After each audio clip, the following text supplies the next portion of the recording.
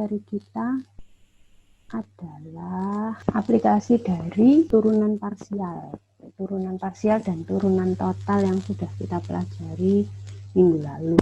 Yang pertama, yang aplikasi diferensial total itu, ini contohnya. Misalnya kalau dulu waktu di SMA pernah masuk lab fisika, ya, terus diajari menggunakan alat-alat ukur yang ada di lab fisika, ya, seperti jangka sorong, lalu apalagi ya di lab fisika ada alat ukur, ya, semacam penggaris-penggaris gitu dengan berbagai macam modifikasinya gitu ya.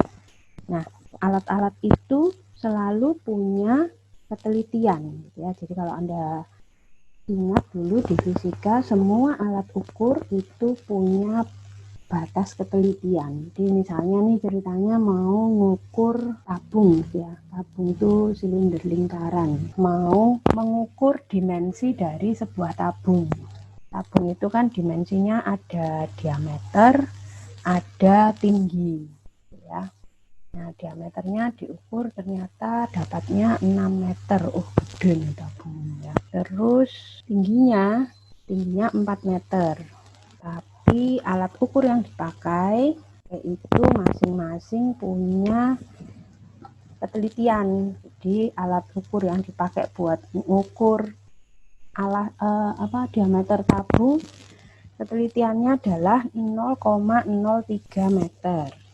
Sementara alat ukur yang dipakai untuk mengukur tinggi tabung, ketelitiannya 0,02. Ya, mungkin ini karena berurusan dengan tinggi, jadi nggak cuman alat ukurnya saja, tapi mungkin juga proses pengukurannya gitu ya. Kalau ukur yang di bawah tanah gitu kan relatif lebih mudah daripada kita mengukur yang tinggi seperti itu. Nah, kemudian hasil pengukuran itu mau dipakai untuk menghitung volume tabung. Jadi Anda bisa membedakan ya antara mengukur sama menghitung. Kalau saya mengukur, saya pakai alat untuk tahu apa yang saya inginkan. Kalau menghitung, saya pakai rumus. Nah, jadi pertama yang harus Anda ingat adalah volume tabung itu apa? Volume tabung apa? Masih ingat nggak? R kuadrat. Volume tabung, luas alas kali tinggi, gitu ya. Atau Pi R kuadrat kali H, tingginya kita tulis sebagai H gitu, kita lambangkan H ya. Nah, kalau kita pakai dimensi hasil pengukuran tadi kan ngukur diameter gitu ya. 6 plus minus 0,03. Sementara ngukur tingginya tadi 4 plus minus 0,02 gitu.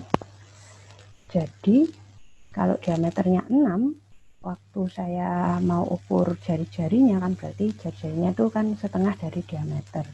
Jari-jarinya 3. Tingginya 4. Tuh, jadi kalau kita pakai hasil pengukuran tadi, maka volume tabung adalah 36 pi meter kubik. Nah, tapi karena tadi pengukurannya itu memuat kesalahan, maka nanti hasil perhitungannya pasti juga memuat kesalahan. Karena jadi gini, kita pakai dimensi yang di dalamnya ada errornya, dipakai buat ngitung hal lain gitu. Nah, maka pasti hasil perhitungan kita itu juga ada kesalahannya, ada errornya. Atau kalau kayak soal yang kemarin Anda kerjakan itu, kalau misalnya saya mau hitung tuh ketebalan bahan yang dipakai saja misalnya. Jadi saya cuma bisa ngukur luarnya. Nah, maka di situ kita memanfaatkan diferensial total yang kita pelajari kemarin. Jadi ini kan ada dua variabel, ada R sama H. R ada kesalahannya, H juga ada kesalahannya. Tuh, maka V ini pasti juga akan ada kesalahannya gitu ya. kesalahannya V itu terjadi akibat kesalahannya R sama kesalahannya H. Maka kesalahannya V itu adalah kesalahan total, ya. Karena R-nya ada salahnya, H-nya ada salahnya. Itu, makanya kita kalau mau ngitung kesalahan mutlak dari V, kita hitung diferensial total dari V. Kalau V-nya tadi seperti ini, berarti kan diferensial totalnya V itu kan berarti sama dengan dV itu del V del R dr ditambah del V del H dH. Nah, del V del R-nya ini V diturunkan parsial ke R, hanya dianggap konstan, berarti 2 pi RH. 2 pi RH kali dr. Del V del H berarti V diturunkan parsial ke H, R-nya dianggap konstan, jadi sekarang jadinya cuma pi R kuadrat kali dH. Nah, habis itu Anda tinggal masukkan angka-angkanya, informasi numeriknya tadi. Jadi kalau sudah tahu diferensial totalnya seperti ini, tinggal dimasukkan. Ini R-nya 3, H-nya 4, dr ini kan kalau D-nya diameter itu 0,03, berarti D-nya jari-jari adalah setengahnya itu. Jadi dr itu setengah dari 0,03, yaitu 0,015. Terus ini pi, ini R, DH-nya tadi 0,02. Jadi kesalahan mutlak dari V itu adalah 0,54 pi meter kubik. Nah, biasanya orang tuh kalau ngomongin kesalahan nggak pernah atau jarang ngomongin kesalahan mutlaknya kayak gini. Kayak misalnya gini, Anda habis ujian, ditanya orang tuanya, tadi ujian salah berapa? Kalau cuman bilang salah 1, gitu, nggak tahu jumlah soalnya berapa, mungkin pertanyaannya pasti diteruskan lagi sama orang tuanya, lu soalnya berapa gitu. Karena kalau salah 1 dari 1 soal ya berarti kan salah semua. Sama salah 1 dari 100 soal. Nah, itu kan berarti bagus banget nilainya. Jadi kalau ngomongin kesalahan biasanya ya untuk supaya fair gitu, pas kita ngomongin kesalahan itu orang lebih cenderung membicarakan kesalahan relatif. Jadi harus dibandingkan dengan apa yang dihitung. Jadi dV-nya tuh 0,54 pi terhadap volume yang volumenya adalah 36 pi. Maka saya bisa bilang kesalahan sebesar ini itu kesalahannya berarti hanya sebesar 1,5% saja. Nah, itu baru fair. Jadi kalau kayak tadi ada sama-sama pulang ujian, kamu sama adikmu pulang ujian ditanya salah berapa gitu. Mamanya nanya salah berapa. Sama-sama lapor salah 1 gitu. Nah, kalau cuman gitu terus sama nih berarti salah 1. Padahal mungkin adikmu UNAS soalnya 100 salah 1. Nah, kamu ujian ini matematik soalnya cuma 1, salah pula gitu ya kan. Beda. Bobot kesalahannya itu harusnya berbeda. Makanya untuk lebih fair harus dilihat itu tadi jumlah soalnya gitu kalau ujian. Kalau ini ya harus dilihat benda yang volume yang dihitung itu seberapa besar, sehingga nanti baru orang bisa ngomong apakah kesalahan sebesar ini bisa ditolerir apa enggak. Nah, ini juga sangat tergantung dari permasalahannya. Jadi kalau kayak kamu sama adikmu yang masih SMA, mungkin kalau kamu kan 81 nilainya itu sudah A. Sementara adik-adik yang di SMA itu kalau belum 92 kalau nggak salah ya, itu belum A. Nah, sehingga itu yang kita bilang toleransi kesalahan, seberapa kita menoleransi. Yang kalau di kuliah berarti toleransinya lebih besar gitu, karena itu tadi salah 19% dari pemahaman Anda loss, masih tetap Anda dianggap sama saja dengan temannya yang 100% paham, karena nilai nisbinya sama-sama A. Itu ya, itu yang aplikasi dari diferensial total. Jadi diferensial total itu bisa kita pakai untuk memperkirakan perubahan dari sebuah nilai, sebuah fungsi ketika semua variabel bebasnya berubah. Nah, terus aplikasi yang selanjutnya itu menghitung nilai maksimum dan nilai minimum. Ini dulu juga sudah belajar sebelum UTS, waktu belajar turunan, habis itu kan ada aplikasi turunan gitu. Salah satunya adalah menentukan nilai maksimum minimum. Nah, bedanya cuman sekarang yang mau ditentukan nilai maksimum minimumnya adalah fungsi dengan dua variabel bebas. Jadi kalau yang sebelum UTS, variabel bebasnya cuma satu. Tapi pada prinsipnya langkahnya sama. Langkahnya adalah cari titik kritisnya dulu. Titik kritisnya dicari dari mana? Sekarang karena fungsi kita punya dua variabel bebas, berarti kan dia punya dua turunan parsial. Nah, maka titik kritisnya itu didapat dari kedua turunan parsialnya. Turunan parsialnya diapakan? Pertama disama dengankan 0 untuk cari titik stasionernya, gitu ya, titik kritis yang titik stasioner, atau dicari nilai di mana turunan parsial pertamanya itu enggak ada. Ini kan jadi yang ini nanti dapat titik stasioner, kalau dari yang sini nanti dapat titik singular. Apakah harus dua-duanya? Tidak selalu, tergantung dari fungsinya. Kadang cuma dapat ini saja, kadang cuma dapat ini saja, kadang bisa dapat dua-duanya. Gitu. Terus kalau sudah dapat titik kritisnya, langkah berikutnya adalah melakukan uji turunan kedua. Yang kalau dulu sebelum UTS, uji turunan keduanya gampang, cuma dilihat turunan keduanya positif apa negatif, itu aja. Nah, sekarang karena variabelnya ada dua, turunan parsial pertamanya juga ada dua, dan turunan parsial keduanya ada 4, maka uji turunannya mengikuti aturan seperti ini. Ya, ini aturan untuk uji turunan keduanya. Jadi yang harus Anda uji, yang harus Anda periksa, yang harus Anda cari nilainya adalah nilai turunan parsial kedua terhadap X dikalikan turunan parsial kedua terhadap Y dikurangi sama kuadrat dari turunan parsial kedua yang silang itu. Kan ini kemarin diturunkan ke X dulu atau ke Y dulu, hasilnya kan sama. Tuh. Nah, yang dihitung itu sama ini. A ini nanti yang akan menentukan sifatnya, dia maksimum atau minimum.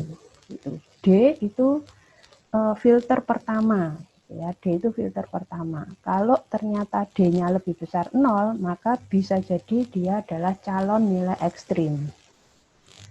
Tapi kalau D-nya lebih kecil 0, dia sudah bukan nilai ekstrim. Dalam hal ini kalau D-nya lebih kecil 0, titik kritis yang kita dapat tadi itu namanya titik pelana. Tapi kalau D-nya sama dengan 0, berarti kita malah tidak bisa menyimpulkan apa-apa.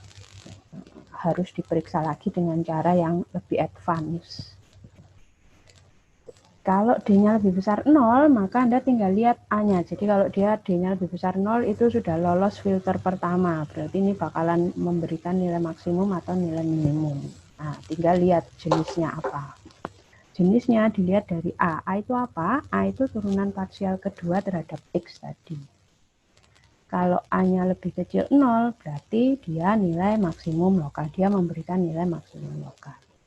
Kalau A-nya lebih besar 0, maka nilai fungsinya di titik kritis tadi adalah nilai minimum lokal. Tuh. Ya, ini contohnya. Saya punya F itu X kuadrat plus 4Y kuadrat min 4. Ya, nah, langkahnya berarti pertama kan nyari titik kritisnya dulu. Titik kritisnya itu dicari dari, jadi F ini dicari dulu, F ini dicari Fx-nya. Dari Fx-nya ya. Fx itu kan turunan parsial terhadap X. Fx-nya ini 2X min 4. Terus lagi dicari turunan parsial terhadap Y. Fy-nya adalah dari sini, ini 0, tinggal ini 8Y. Nah, terus tadi turunannya disama dengankan 0. Kalau saya sama dengankan 0, saya dapat X-nya adalah 2, betul ya? Terus kalau ini saya sama dengankan 0, nanti hasilnya adalah Y-nya sama dengan 0. Nah, terus diapakan nilai ini gitu ya, karena saya cuma dapat satu kombinasi ini kan kalau saya kombinasikan ya saya cuma punya berarti X-nya 2, Y-nya 0. Lalu titik singularnya ada apa enggak? Ini kan titik stasionernya. Titik singularnya ada apa enggak? Kita lihat turunan pertamanya itu 2X min 4 sama 8Y. Nah, ini kan tidak pernah tidak ada nilainya. Berapapun X-nya, berapapun Y-nya, pasti ada nilainya. Jadi Fx sama Fy ini tidak pernah tidak ada nilainya. Sehingga kita nggak dapat yang tadi, yang kemungkinan kedua tadi loh. Ini tadi kan kemungkinan pertama disama dengankan 0. Kemungkinan keduanya kan kalau dia tidak ada. Tuh. Jadi karena cuma dapat satu nilai ini, sekarang diuji turunan kedua, mau diuji turunan kedua, ya. Cari dulu turunan keduanya, Fxx. Itu berarti Fx diturunkan parsial sekali lagi terhadap X. 2 berarti. Terus Fy. Fy-nya 8. Terus satu lagi Fxy. Fx diturunkan parsial ke Y, karena ini udah nggak ada variabel Y-nya, berarti turunannya ke Y. Nah, ini kasus yang sangat spesial gitu, karena turunan keduanya konstan semua, tidak bergantung pada X dan Y. Sehingga kalau Anda mau ngitung D tadi gitu ya, kalau Anda mau ngitung D tadi, Anda nggak perlu masukkan nilai X dan Y, X0 sama Y0 yang kita temukan ini tadi. Jadi ini tadi itu, ini X0, ini Y0. Nah, karena ini konstan semua, saya bisa langsung hitung D-nya. D tadi kan Fxx kali Fyy jadi 2 kali 8 dikurangi 0 kuadrat sama dengan 16. 16 itu lebih besar dari 0. Kalau dia lebih besar dari 0 kan lolos tuh filter pertama. Jadi kalau saya sudah nemu ini tadi, sekarang saya tinggal hitung berapa nilai fungsinya. Nilai fungsi di 2,0 itu kan dapat ya 4 kuadrat 4 kuadrat 2 kuadrat 4 gitu ya, ditambah 0 dikurangi 8, jadi hasilnya 4. Tuh, ini nilai fungsinya. Nilai yang mau kita cari, nilai ini itu nilai maksimum atau nilai minimum. Karena D-nya dapat lebih besar dari 0, maka ini pasti bakalan jadi nilai ekstrim. Tinggal jenisnya saja. Jenisnya lihat apa? Lihat A. A itu apa? A itu Fxx. Nah, ini Fxx-nya 2. 2 itu lebih besar dari 0. Nah, karena D-nya positif, A-nya positif, maka kesimpulannya F20 yang min 4 tadi itu adalah nilai minimum lokal dari itu. Sampai sini ada yang mau ditanyakan dulu sebelum saya lanjutkan? Dapat min 4 itu dari mana, Bu? Dapat min 4 itu, ini 2 sama 0 dimasukkan ke sini. Ini Fx-nya kan. Jadi kalau ini fx, y, kalau saya ngitung f2, 0 itu kan berarti x-nya saya ganti 2 kuadrat ditambah 4, y-nya saya ganti 0, ini 4 kali 2 gitu. Jadinya 4 plus 0 min 8.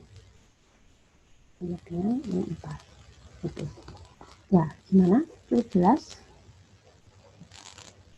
Jelas, Bu. Terima kasih. Iya, oke.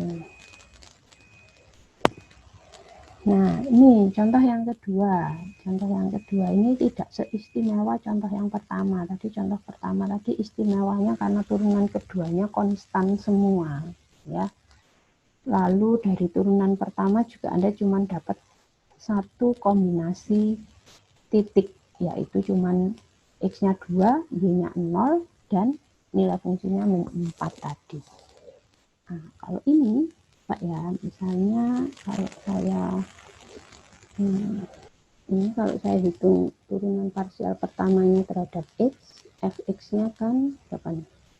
3x kuadrat ditambah 9y. Betul? Maaf. Nah, dah. 3x kuadrat ditambah 9y.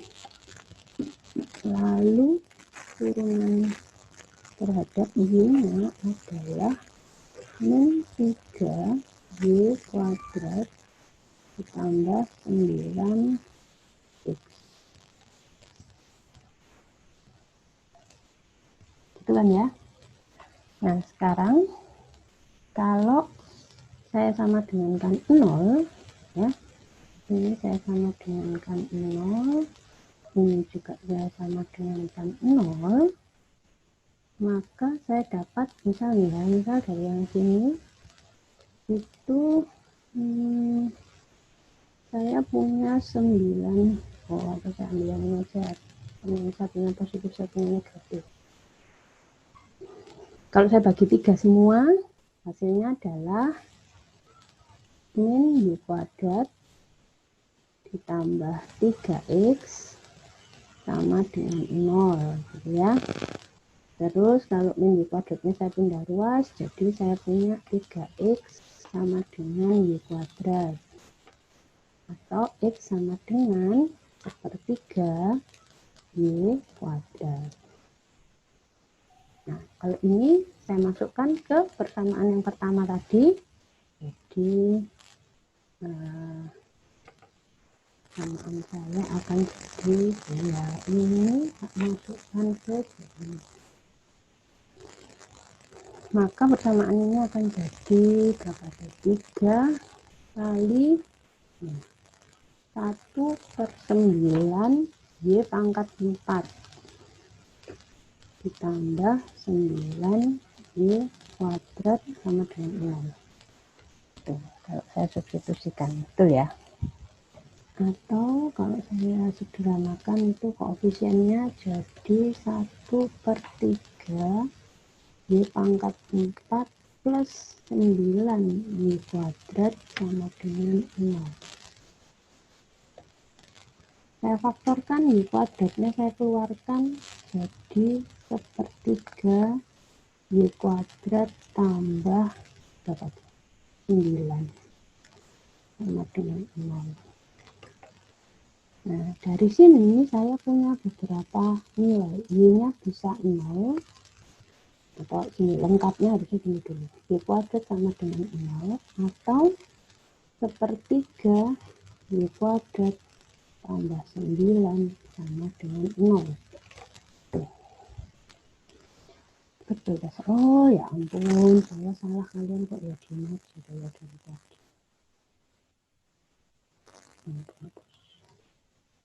Ini kok tiba-tiba muncul kuadrat ini dari mana?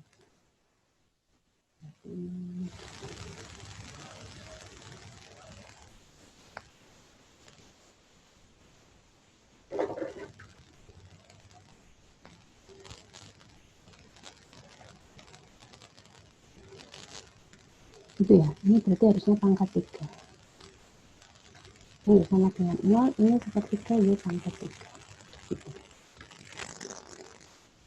Jadi yang ini kan berarti gini, Y pangkat 3 sama dengan min 27, atau Y nya sama dengan min 3, gitu ya. Ya, jadi ada dua kemungkinan sekarang, Y nya bisa 0 atau min 3. Saya mau cari X nya kan. Nah, saya lihat masing-masing. Kalau Y nya 0, saya masukkan ke sini, kan X nya juga ketemu 0. Berarti dari sini kombinasi titiknya adalah 0, 0. Sementara kalau yang ini, karena Y-nya sama dengan min 3, berarti kalau saya cari X-nya adalah berapa tuh? Min 3 kalau saya kuadratkan jadi 9 dibagi 3, 3. Jadi dari sini saya punya titiknya adalah 3. Titiknya 3, X0 sama Y0 nya itu 3 min 3. Satunya 0, 0. Saya punya dua titik sekarang. Saya punya dua titik kritis. Nah, masing-masing nanti harus saya hitung, saya harus cari dulu, tapi saya harus cari fxx. Fxx itu 6x dari sini. Terus fyy, turunan parsial kedua terhadap y itu min 6y. Terus fxy, ya. Fxy-nya adalah fx diturunkan lagi ke y 9, ya. Nah, nanti dari masing-masing X0, Y0 tadi, saya harus menghitung D sama A-nya. Jadi, saya buatkan tabel, ya. Nah, sekarang saya punya X0, Y0, gitu. Terus ada D, yang D itu tadi adalah fxx kali fyy dikurangi f kuadrat xy sama satunya A. Nah, itu fxx. Ya, saya punya dua. Yang pertama 0, 0. Kalau 0, 0, saya ngitung ini berarti kan x nya 0, y nya 0. 0 dikali 0, 0 dikurangi 81. Berarti min 81. Min 81 itu lebih kecil dari min 81 itu lebih kecil dari 0.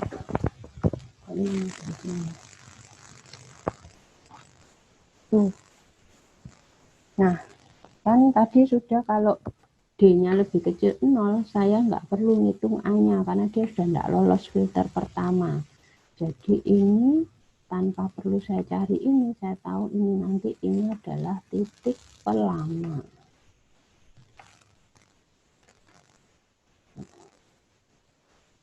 Yang kedua, saya hitung kalau X-nya 3, Y-nya min 3. X-nya 3, berarti 6 kali 3, 18. Dikalikan sama min kali min jadinya positif 18, gitu ya. 18 kali 18 dikurangi 9 kuadrat.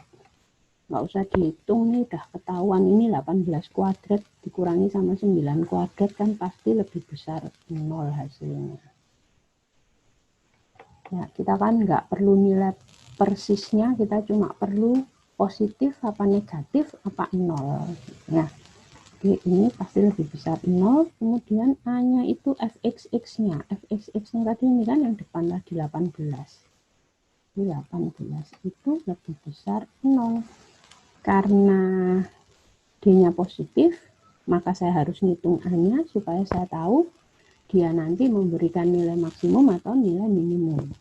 Karena A-nya lebih besar 0, ya, A-nya positif juga, Berarti saya harus ngitung tuh sekarang nilai fungsinya supaya saya tahu. Ya, saya sudah tahu dulu ini nanti akan memberikan nilai apa nih kalau A-nya positif? Minimum ya. Akan memberikan nilai minimum. Tapi berapa nilainya? Nah, itu yang harus saya hitung. Jadi saya ngitung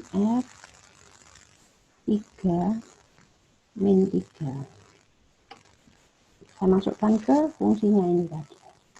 Saya masukkan ke fungsinya kan berarti jadi 27 dikurangi min 3 pangkat 3 itu min 27, berarti ini plus 27 ditambah 9 kali 3 kali min 3, min ini berarti ya 81. 27 tambah 27 itu 54, 54 dikurangi 81 sama dengan min 27 ya. Nah, jadi min 27 ini adalah min 27 adalah nilai minimum logam. Itu ya, jadi kalau Anda dapatkan turunan-turunannya semua masih bergantung pada X dan Y, maka Anda harus hitung nilai masing-masing D sama A di setiap bilangan kritis yang Anda temukan, di setiap titik kritis yang Anda temukan. Itu. Nah, titik kritisnya dapat dari ini tadi, turunan pertamanya, semua turunan parsial pertamanya disama dengankan 0 atau dicari nilainya apakah pernah nilai berapa yang membuat turunan parsial pertamanya tidak ada. Dalam dua contoh yang kita bahas ini, dua-duanya punya turunan, dua-duanya tidak pernah turunan parsial pertamanya tidak ada nilainya. Bedanya yang tadi Anda dikasih fungsi saja, nggak ada kasusnya, gitu ya. Jadi cuman fungsi saja, terus Anda diminta menentukan nilai maksimum atau nilai minimum dari fungsi tersebut. Nah, kalau sekarang itu ada ceritanya, gitu ya. Jadi ada cerita dulu, lalu Anda diminta membuat fungsinya, gitu. Karena kalau Anda nggak buat fungsinya, nanti nggak bisa menentukan mana maksimum, mana minimumnya. Gitu. Jadi intinya sebetulnya ada masalah, Anda ditanya nilai maksimum atau nilai minimum dari masalah tersebut. Nah, masalah berarti Anda harus bisa menyusun dulu dari permasalahan itu, Anda harus bisa menyusun dulu fungsi matematisnya. Ya, contohnya seperti ini. Jadi misalnya ada bahan logam yang lebarnya 30 cm, ini bahan logamnya ini ya. Ini bahan logamnya. Lebarnya 30 cm. Terus bahan itu mau dibuat jadi saluran air. Jadi mula-mula itu ada bahan logam yang cuman gini aja gitu ya. Ini lebarnya 30 cm. Kalau saya mau bikin jadi saluran air kan nggak mungkin toh saya biarkan begitu saja. Kan berarti tepi-tepinya itu harus saya lipat ke atas gitu ya. Supaya dia bisa menampung air gitu. Karena kalau posisinya datar seperti ini kan nggak bisa nampung air. Nah, maka dari yang tadinya datar itu dibengkokkan kayak gini jadinya. Jadi yang asalnya 30 cm itu yang ini semua. Nah, ini semua itu 30 cm. Habis itu diambil sisi kiri kanannya sepanjang X. Jadi X itu potongan di kiri kanannya ini. Ini diambil X, ini juga diambil X, nah, terus ditekuk ke atas. Tuh, ya. Kenapa harus sama kiri kanan? Karena kalau nggak sama percuma aja nanti tampungan airnya pasti ngikuti yang pendek, gitu kan? Nah, padahal pertanyaannya berapa sudut dan lebar alas saluran air itu agar kapasitas alirannya maksimum. Jadi kapasitas aliran itu bisa maksimum kalau daya tampungnya dia juga maksimum, gitu kan? Jadi kapasitas alirannya itu di sini dikatakan kapasitas alirannya berbanding lurus dengan luas penampang alirannya. Jadi ini tadi kan yang saya gambar itu lebar bahannya, padahal mestinya bahannya kan panjang banget gitu. Kalau saya mau bikin saluran air kan tidak mungkin dari bahan yang cuma satu dimensi gini, bahannya harus 2 dimensi. Terus saya tekuk-tekuk kayak gini. Nah, kemudian yang ditanyakan tuh berapa sudutnya. Jadi yang tanya ini datanya berapa, sama lebar alas. Jadi yang ditanya bukan X-nya, tapi yang ditanya ini lebar alas saluran air. Nah, kira-kira Anda tahu nggak ini berapa? Saya sudah ilustrasikan di sini. Totalnya 30, diambil ujung kiri ujung kanannya sebesar X, berarti ini tinggal berapa? 30 min 2X, ya kan diambil di kiri sama di kanan X-nya, jadi ini X, ini juga X. Nah, ini yang ditanya ini berapa, terus ini berapa, sudutnya berapa, supaya kapasitas aliran airnya maksimum. Nah, terus dikasih tahu kapasitas aliran air itu berbanding lurus sama luas penampangnya. Jadi artinya gini, kalau Anda mau nyari kapasitas aliran yang maksimum, sama saja dengan Anda cari luas penampang maksimum. Gitu. Nah, sebelum saya bisa cari luas penampang maksimumnya, saya harus tahu dulu dong luasnya sama dengan apa. Ini trapesium bentuknya, ya kan? Secara umum bentuknya trapesium. Luas trapesium itu setengah jumlah sisi sejajar kali tinggi, gitu ya. A ditambah B itu adalah sisi sejajarnya. Jadi dalam hal ini A sama B-nya itu ini sama ini. Tingginya nanti ini. Ya, mari kita lihat dulu. Saya pindah supaya kelihatan ya gambarnya biar besar. Ya, pertama kita tadi sudah tahu ini 30 min 2X. Ya. Terus kalau saya mau cari tingginya, gitu. Malah gambarnya saya lurus. Ya. Saya tahu ini X, saya tahu ini theta, sudutnya theta, berarti panjang sisi di hadapannya theta ini berapa ya? Masih ingat nggak? Trigonometri ini, sin cos tangen itu. Yang depan per miring itu sinus kan ya? Benar ya? Jadi ini kan berarti X sin theta. Terus kalau ini X sin theta berarti yang sisi sampingnya ini adalah X cos theta. Gitu. Nah, untuk apa itu? Untuk ini.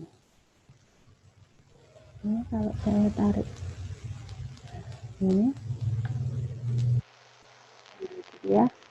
Berarti kan nanti saya tahu yang ini sama kayak bawahnya 30 min 2X itu.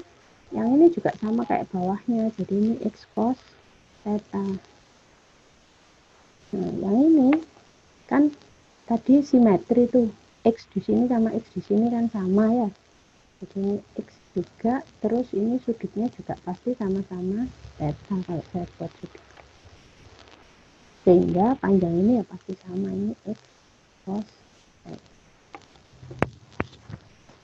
Itu. Jadi kalau tadi Anda bilang rumus luas trapesium itu setengah kali jumlah sisi sejajar. Sisi sejajarnya kan sekarang ada 30 plus 2X yang bawah ini ditambah gitu ya, ditambah yang atas. Yang atas tuh 30 plus 2X ditambah 2 kali X cos theta.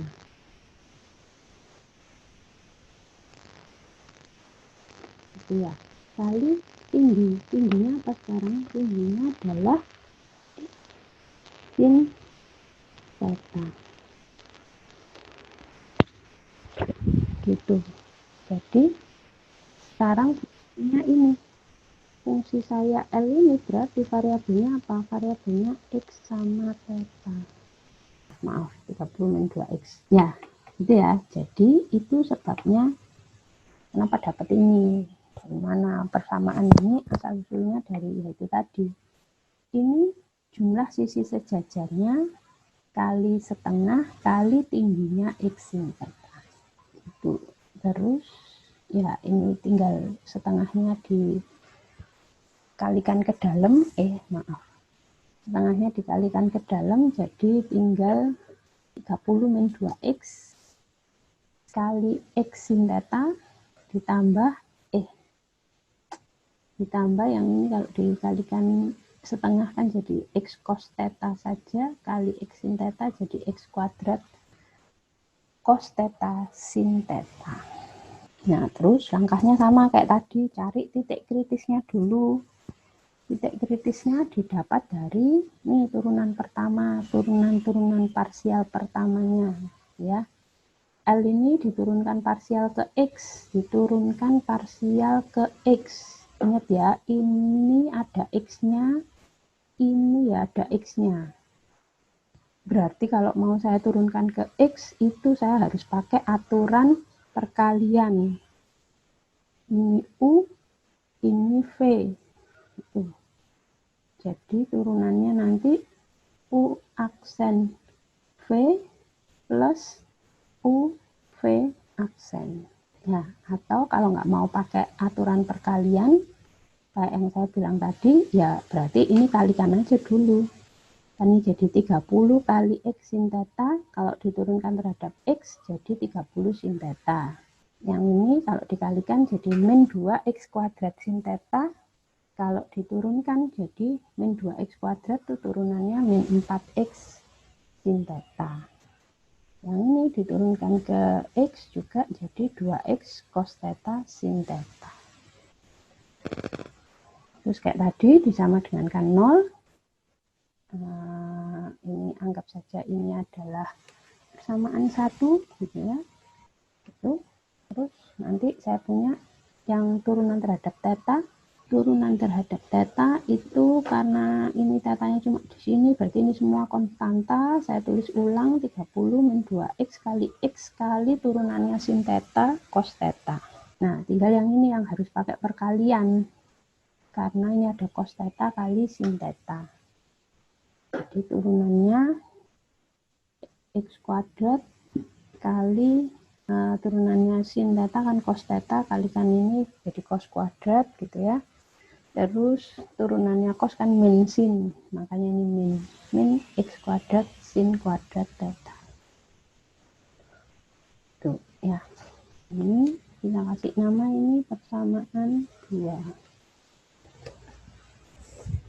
Nah, setelah itu nanti Anda tinggal selesaikan persamaan 1 dan 2 untuk dapat berapa X sama tetanya.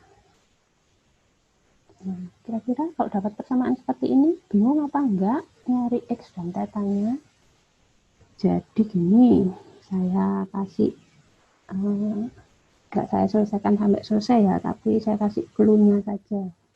Clue-nya adalah dari persamaan 1, persamaan 1 itu yang ini, Anda clue faktorkan sin tetanya. Kalau sin tetanya difaktorkan kan berarti ini dalamnya nanti 30 min 4X plus 2X cos theta sama dengan 0. Nah, dari sini Anda sudah tahu nanti saat pertama sin theta sama dengan 0. Kalau sin theta sama dengan 0 berarti tetanya itu 0 atau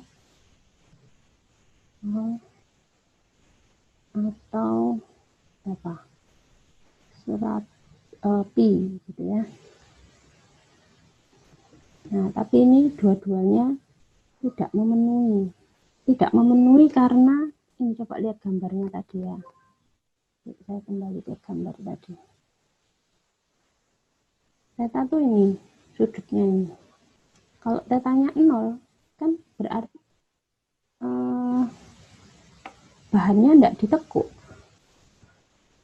Ya, Kalau tetanya 0 kan berarti gini, lurus saja gini. Ini diambil X kayak semula tadi. Nah, kalau bahannya nggak ditekuk, mana bisa menampung air.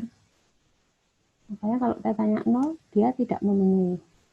180 derajat juga tidak memenuhi. Kenapa? Nah, kalau 180 derajat nggak nanti jadinya gini. Nah, jadi tinggal segini doang karena ini di sini X ditekuk ke dalam gitu ya. Terus ini juga X-nya ditekuk ke dalam. Nah, sama aja. Tidak menampung air juga. Ya. Makanya jadi kalau ini ditekuk sampai 180 derajat kayak gini, saya akan dapat seperti ini. Kan nggak nampung air juga. Makanya 0 atau pi dia tidak memenuhi. Tidak memenuhi apa? Tidak memenuhi permasalahannya. Tidak memenuhi kasusnya gitu ya. Jadi kalau ada kasus seperti ini, selain dengan uji-uji turunan tadi, Anda juga bisa lihat masuk akal atau tidaknya kalau kita kembalikan penyelesaian tadi itu ke kasusnya. Jadi kayak gini saya nggak pakai nguji turunan nanti. Saya bisa lihat, oh ini ternyata yang ini nggak bisa. Ya, jadi nanti saya cari dari yang kedua. Ini kemungkinan pertama kan sin theta sama dengan 0 atau ini 30 min 4x plus 2x cos theta itu yang sama dengan 0. Sehingga nanti saya punya cos theta itu sama dengan apa tuh? 4x min 30 per 2x. Nah, ini yang saya substitusikan, ini substitusikan ke persamaan 2. Sehingga persamaan 2 yang ini cos tetanya diganti ini cos kuadrat theta juga diganti ini kuadrat. Nah, terus yang sin kuadrat gimana? Sin kuadrat jadikan cos kuadrat dulu. Jadi yang sin kuadrat ini dirubah dulu menjadi 1 min cos kuadrat theta. Nah, Anda bisa masukkan ini semua ke situ. Maka variabelnya tinggal dalam X saja. Ya. Kalau sudah, variabelnya sudah dalam X saja, nanti Anda dapat penyelesaiannya X-nya itu 10. Nah, kalau X-nya 10, padahal tadi pertanyaannya adalah lebar alas. Lebar alasnya kan 30 min 2X. X-nya 10, 30 dikurangi 20 kan 10 juga. Terus kalau X-nya 10, masuk ke sini, X-nya 10 ya. 40 dikurangi 30, 10, 10 dibagi 20. Setengah. Ya. Cos theta setengah. Berapa tetanya? Tetanya 60 derajat. Gitu ya. Sudah saya kasih clue-nya tadi. Jadi silahkan diteruskan nanti. Ini jangan cuma lihatnya ini jadi satu. Jadi ini tuh ini U, ini V. Kalau mau dicari turunannya, saya tulis yang itu saja ya. Kamu yang kamu bingungkan suku yang itu saja toh. Jadi ya, kalau saya mau turunkan parsial, yang mau saya turunkan parsial itu x kuadrat cos theta sin theta. Saya turunkan parsial terhadap theta. Ingat ya, ini perkalian. Ini U, ini V. Turunannya kan U aksen V. U aksen dulu, berarti X kuadrat cos theta. Saya turunkan kan jadi X kuadrat, atau ini min ya, X kuadrat sin theta. Karena turunannya cos kan min sin. Kali sin. Ditambah U punya X kuadrat cos theta. Ditambah V aksen sin theta turunannya cos theta.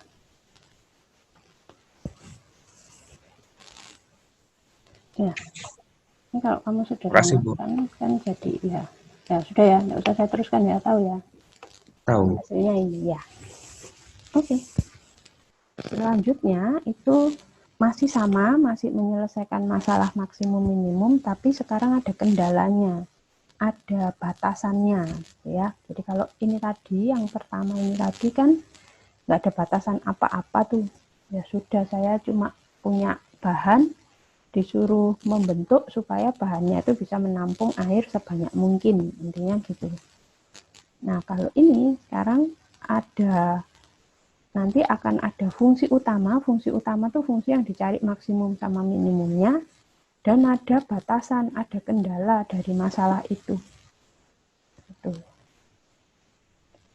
Cara penyelesaiannya ada dua. Yang pertama bisa dengan substitusi, itu yang saya highlight kuning itu, atau nanti yang kedua bisa dengan pengali Lagrange. Nah, masing-masing punya kelebihan dan kekurangan. Yang pertama, kalau saya pakai substitusi, itu langkahnya begini. Setelah saya tahu apa fungsi utama itu fungsi yang dicari maksimum minimumnya tadi, sama fungsi kendalanya apa, maka langkah selanjutnya adalah saya substitusikan fungsi kendala saya ke fungsi utama. Nah, kelebihannya apa nih? Kalau saya substitusi fungsi kendala ke fungsi utama, maka kelebihannya adalah variabel fungsi utamanya pasti berkurang. Karena yang satu sudah diganti dengan fungsi kendalanya tadi. Jadi variabel fungsi utamanya pasti berkurang, yang tadinya misalnya 5 variabelnya akan jadi tinggal 4 saja kalau kendalanya cuma 1. Gitu.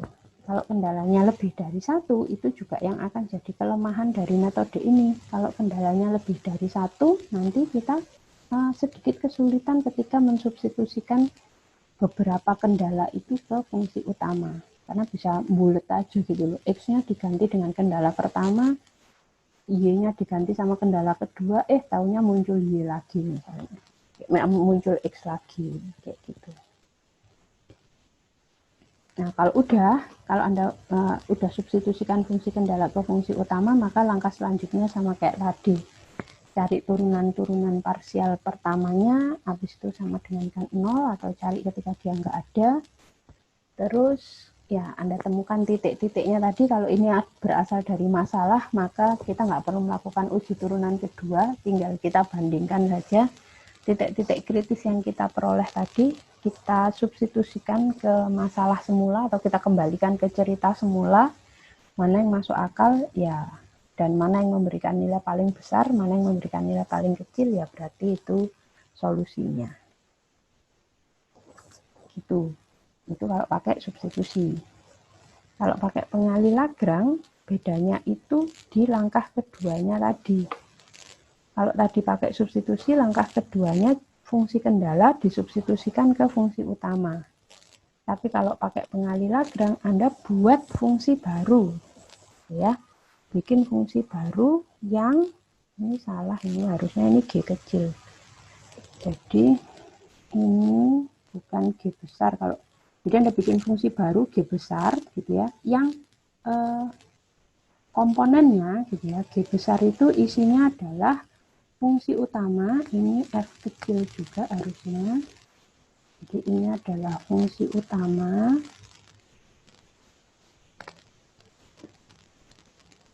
Ditambah lambda, lambda ini yang kita sebut dengan pengali Lagrange-nya itu, lambda itu dikalikan dengan fungsi kendala. Jadi ini G kecil harus.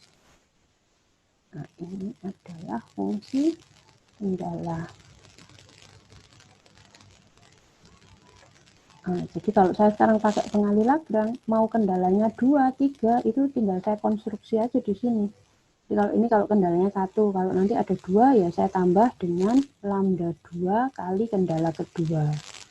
Kalau ada kendala 1 lagi, ya tinggal saya tambah-tambah terus gitu. Ya, dengan ini bukan angka 1, ini harusnya lambda. Lambda adalah variabel baru yang disebut dengan pengali Lagrange. Jadi kalau tadi pakai substitusi, variabelnya berkurang, kalau pakai pengali Lagrange variabelnya justru bertambah. Karena sekarang ada pengali Lagrange-nya ini. Habis itu langkah selanjutnya sama. Tapi sekarang yang ditentukan nilai maksimum minimumnya dari fungsi G yang baru ini tadi. Tuh, saya tunjukkan contohnya ya, biar jelas. Kasusnya itu, tentukan 3 bilangan positif yang hasil kalinya maksimum kalau diketahui jumlah ketiga bilangan itu adalah 120. Jadi kalau saya misalkan bilangan positif saya yang 3 itu adalah X, Y, sama Z, gitu ya, maka nanti fungsi utamanya adalah X, Y, Z. Soalnya tadi yang diharapkan untuk maksimum itu yang jadi fungsi utamanya. Yang diharapkan untuk maksimum itu kan hasil kalinya. Nah, maka fungsi utamanya adalah X kali Y kali Z. Terus X, Y, Z-nya ini nggak boleh sembarangan, karena kalau sembarangan aja, kalau nggak ada kendalanya kan berarti kita tinggal pasang aja sebesar-besarnya supaya hasil kalinya maksimum, ya. Tapi tidak seperti itu karena ada kendalanya. Kendalanya adalah jumlah ketiga bilangan itu harus 120. Jadi kendalanya X ditambah Y ditambah Z harus 120. Ya, saya selesaikan ini dengan 2 cara. Kalau saya pakai substitusi, ya. Kalau saya pakai substitusi itu tadi itu fungsi utamanya kan F-nya tadi adalah X, Y, Z.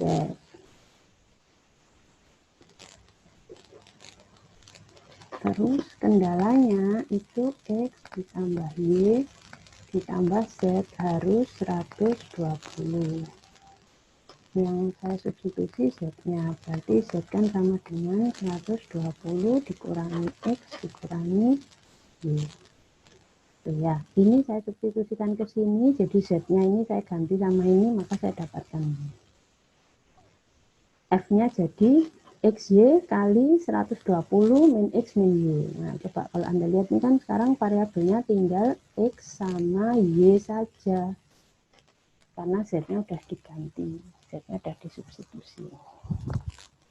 Nah, sehingga karena variabelnya cuma 2, kalau nyari turunan parsial pertamanya, ya cukup 2 saja. Del F del X sama del F del Y. Del F del X ini diturunkan ke X 120Y min 2XY min Y kuadrat. Terus ini sekarang ini diturunkan ke Y 120X min 2XY gitu ya, dari mana 2XY, oh dibalik nih, ini dulu.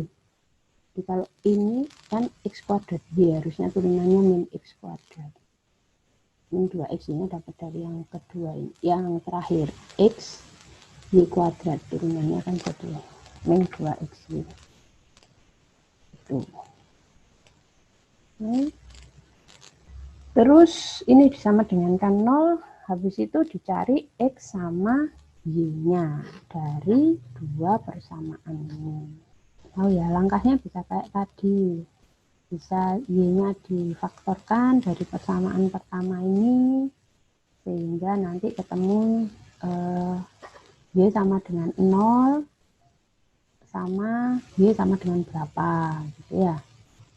So, Y sama dengan yang Y dalam X tadi disubstitusikan ke sini sehingga nanti dapat X-nya berapa.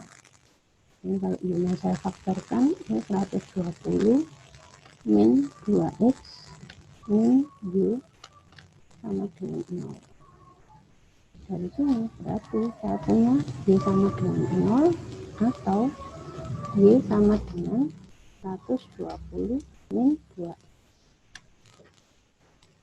Tadi ini masukkan ke sini, ke Y ini, sehingga ini semua dalam X. Kalau ini semua dalam X, pasti Anda bisa selesaikan. Yang Y sama dengan 0, nanti juga dicari kombinasinya. Tapi Anda bisa lihat kalau Y-nya 0 itu nanti hasil kalinya kan pasti 0, berapapun X sama Z-nya. Jadi tidak mungkin dia maksimum kalau kita berhasil mendapatkan.